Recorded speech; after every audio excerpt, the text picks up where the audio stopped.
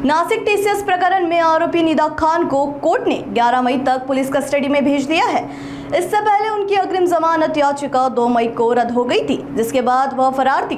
Police ने नासिक और छत्रपति संभाजीनगर की संयुक्त कार्यवाही में उन्हें गिरफ्तार किया और कोर्ट की अनुमति से नासिक लाया गया। सरकारी पक्ष का कहना है कि मामले में धर्मांतरण के लिए दबाव, बुर्का पहनाने और धार्मिक प्रशिक्षण देने जैसे आरोपों की जांच जरूरी है। साथ ही पीड़िता के मोबाइल से भड़काऊ रील्स मिलने की भी बात सामने आई है।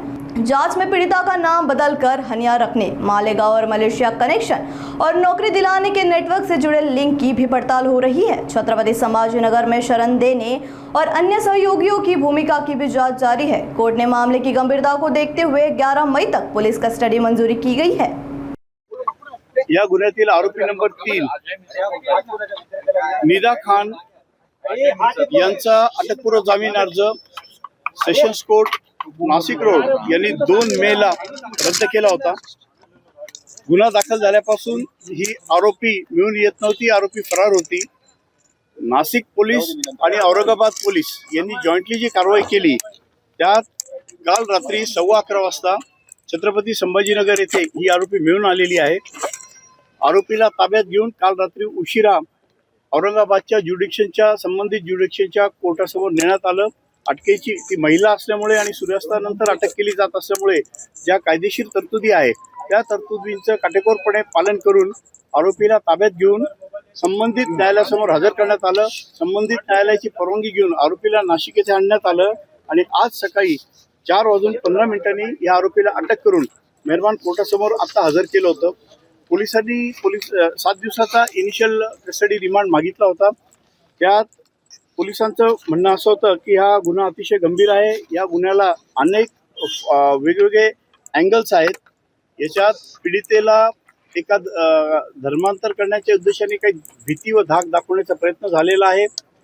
तिला एक बुरखा देण्यात आलेला आहे। तिला नमाज, हिजाब याबाबत ट्रेनिंग देण्यात आलेलं आहे। तर यात ह्या महिलेचा काय रोल आहे, आरोपीचा काय रोल आहे, तिच्या व्यतिरिक्त आणखी कोणी याच्यात सहभागी आहेत का याबाबत सखोल तपास करणं आवश्यक आहे।